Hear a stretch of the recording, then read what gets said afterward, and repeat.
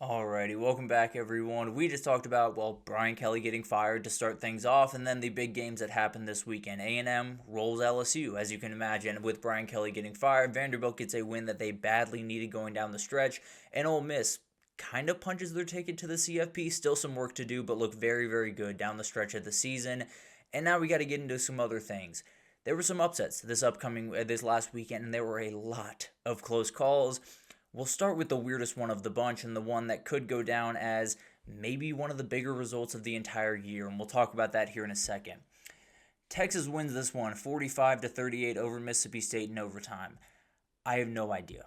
I have no idea how this happened. There was Mississippi State going way too fast late in that football game, and that's something I want to talk about here in a second. But Texas was down 17 with less than 10 minutes left. The last 429 times that has happened in the FBS, the team up has won.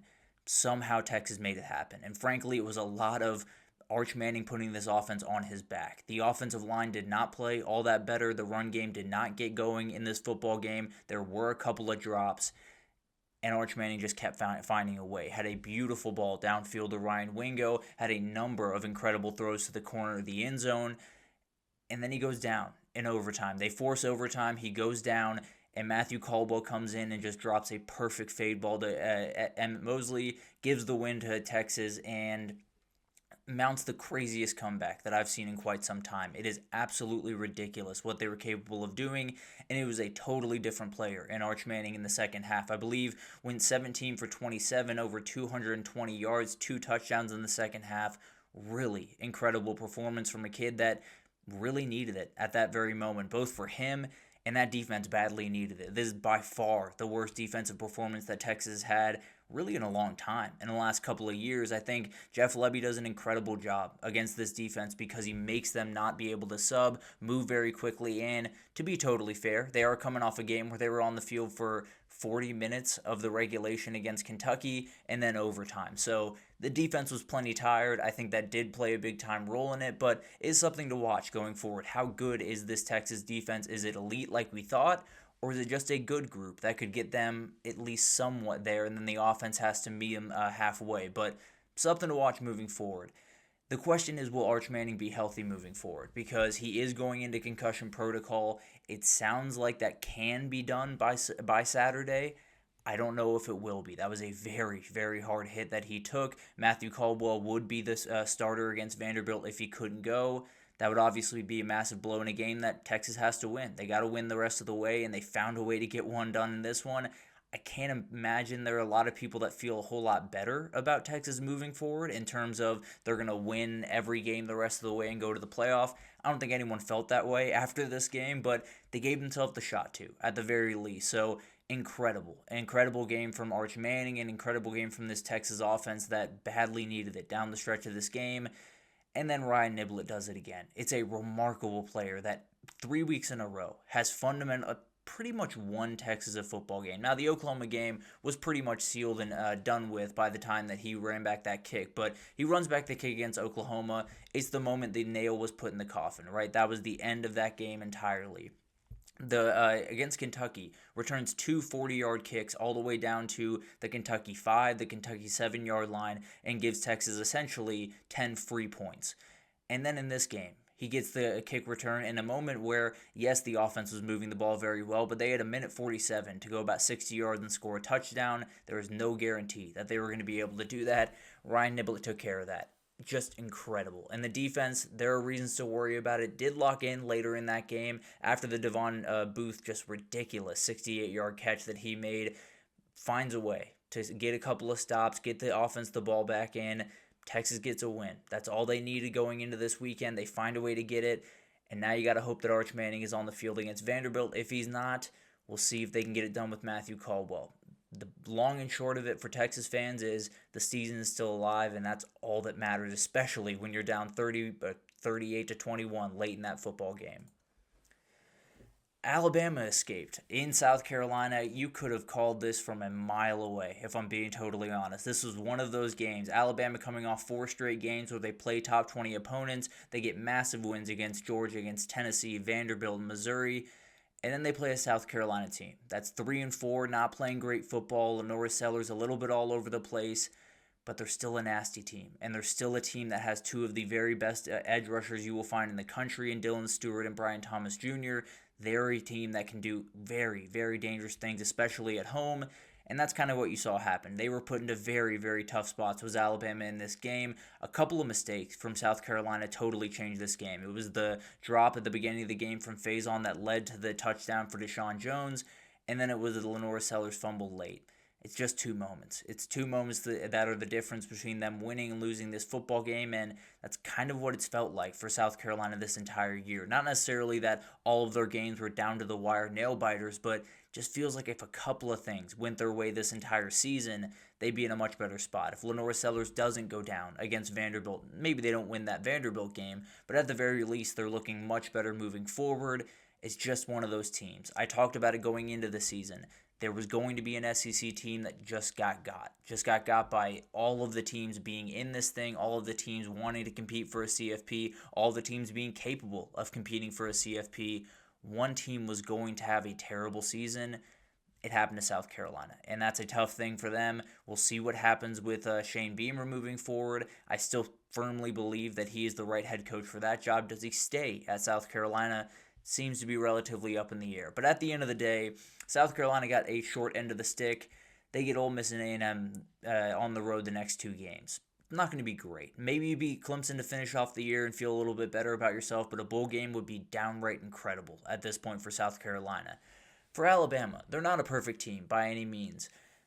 Ty Simpson finds a way to make plays when they have to be made, and that is something that can't be said about a lot of quarterbacks in the country right now. So this is a team that is flawed. There's no doubt about that. I don't think there's a team in the SEC in particular that is not flawed, and really flawed in some respects. But at the end of the day, you find a way to get it done. After a really, really tough stretch of games, you find a way to go into a bye with a win after two just masterful drives late in that game.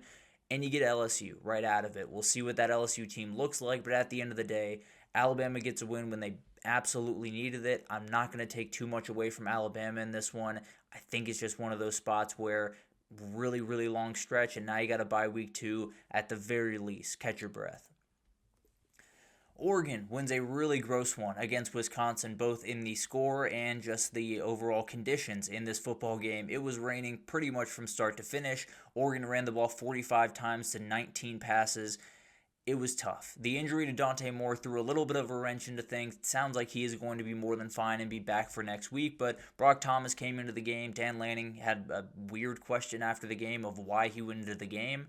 He's the best option to go into the game. That's just kind of the reality of that. But regardless, Jordan Davison, very talented young freshman running back, had a great day. 107 yards, 2 touchdowns. Noah Whittington went for 97 yards on the ground. Oregon, like Alabama, I think went through a really, really interesting stretch over the last little bit. You lose to Indiana. You play a couple of games that aren't necessarily all that difficult, but are kind of trap spots, are really tough spots on the road where they had to come up with big wins. They were able to do that. And this was a game where it was gross from the jump. You knew you were going to have to run the ball, knew you were going to have to play kind of a field position, possession type game. You were able to do it. I think that's the end-all, be-all. Still feel really, really good about what this Oregon team is going forward. The circumstances just made this one really ugly. As for Wisconsin, I think you're going to join the party here pretty soon in terms of the coaching carousel. I don't know where you stand on the totem pole, so that's something to watch going forward. I don't know what type of hire they can make. I know there's a lot of really good coordinators and G5 guys that they could go after. It's going to be an interesting thing to watch. Maybe Wisconsin is one of these teams that just holds on to Luke Fickell for one more second to allow all these teams to make their hires and get in the 2026 cycle. Something to watch as we go on the rest of the season, but Wisconsin is Wisconsin at this point. At the very least, you got in the end zone this time around.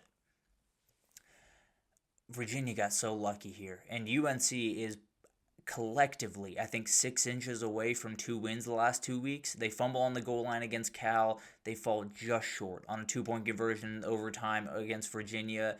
And Virginia escapes with 2 wins over UNC and Washington State by a combined 3 points. I don't know how to feel about Virginia going forward. I guess the best way to put it. You had 3 turnovers from UNC in this game that really ended up doing them in. They outgained Virginia by about 100 yards. So Virginia got a little bit lucky here, and they found a way to keep moving on. They go to Cal this weekend, If they can win that one, they get Wake Forest, Duke, and Virginia Tech to finish things off. They still can find a way to go undefeated, and it could be Virginia against Georgia Tech in the championship for the ACC. It feels like a team that's flirting with disaster, and they're going to a team in Cal that can put up points in a hurry. So that is something to watch. Definitely really, really interesting. This UNC team is getting better. There's no doubt about that, especially on the defensive side of the ball, is starting to play a little bit more of that Bill Belichick defense. I tend to believe that's going to come to an end at the end of the season, but at the end of the day, they're starting to kind of turn a corner, at least play a little bit tougher of matchups. At some point, they have to find a win. I think they get Syracuse this weekend, so hopefully they can get a win there, but just a tough season that got a little bit tougher for the Tar Heels.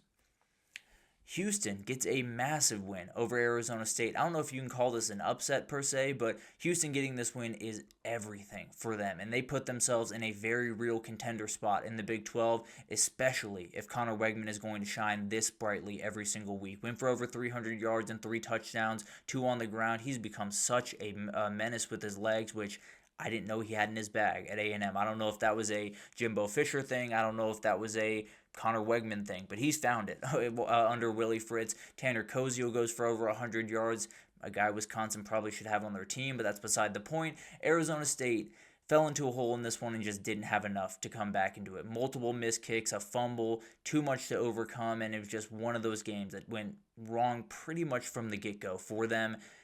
It's a really well-coached Willie Fritz team. So when you fall down by 24 points, you're very unlikely to find your way back, especially with a team that can run the ball that effectively. Sam Leavitt leaving the game late obviously does not help that. Now Jeff Sims did lead a touchdown drive, so got him in position to at least compete for this game, but they fall short, and I think this season is, I don't want to say done because they obviously still have plenty to play for, but I think the Big 12 championship is probably not realistic at this point for Arizona State.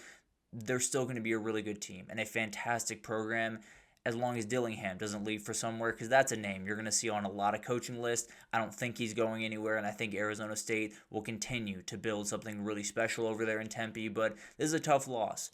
For Houston, it opens a lot of doors. You have West Virginia, UCF, TCU, and Baylor to finish this thing off. You can win out. If they run the table, I think they need Texas Tech to beat BYU because they lost to Texas Tech earlier in the season. But if that does happen, which very well could in the next couple of weeks, you could have a Houston against Texas Tech title game. That would be incredible. I can promise you that. Now, a lot of this has to be worked out, and a lot of this will be worked out in the craziness that is the Big 12. But this Houston team just been very, very quietly putting together wins. Well, now they're 7-1, and they're playing really good football and could firmly be in the CFP conversation down the stretch with just one huge game in Arlington to decide it all. This was one of the grossest games that has ever been played. It was SMU losing to Wake Forest 13-12. Neither of these teams had any interest in winning this football game. The finish of the first half in this football game went punt from SMU that was muffed by Wake Forest. So SMU gets the ball back. They throw an interception. Wake Forest throws an interception. A fumble from SMU. A missed field goal from Wake Forest. Just for fun, they open the second half. INT for Wake Forest, missed field goal from SMU. A couple of punts and a turnover on downs before a score. There were 8 total turnovers in this football game, and more of them came at the end of the game to finish the game. Wake Forest is on the 6-yard line of SMU. They fumble. SMU gets the ball, can't move it to save their lives. They punt the ball away, and Wake Forest somehow gets a crazy catch and a 50-yard field goal to win it. I don't know.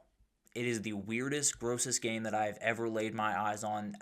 Neither of these teams wanted to win this football game. Somehow Wake Forest got it done. Now, all respect to Jake Dickert because he's putting together a really, really fun team over there. It is very, very tough to beat that Wake Forest team on a week-to-week basis because they play so hard. And they do some really incredible things on defense. A lot of respect to Jake Dickert for what he's built over there. They get Florida State, Virginia, UNC, and Duke the rest of the way. They can make some noise. I don't think they're going to make the ACC championship or anything special, but they absolutely are a team that and a program that seems to be moving in the right direction. SMU gets Miami next weekend, then they get Boston College, Louisville, and Cal to finish it off. They're still firmly in it. They got to beat Miami this weekend, and I don't really see them doing that. So I think SMU's pretty firmly out of it. Frankly, watching that game, I'm kind of glad they're out of it. With all due respect to Rhett Lashley and the boys over there, that was rough, and you very much deserve to lose that game. Now, you could argue Wake Forest deserved to lose it as well, but at the end of the day, just a weird weekend. One where the Texas game, people were writing obituaries for the Texas team, and frankly, it was totally warranted for this Texas team at that moment when they're down 31-14, and then they get one more score, and then they're down 38-21, and they find a way to come back. I don't know how they did it, but they found a way. Alabama found a way, and a couple of big-time upsets that really does change, especially the Big 12. That Houston win is massive down the stretch, and we'll talk about it, I'm sure, going down the stretch of the season. But let's take a break, and then a little bit of a whip around. Indiana just drags UCLA. Georgia Tech does the same to Syracuse. BYU gets a huge win over Iowa State. Memphis, massive win over South Florida, and a couple other things right after this, so stick with us.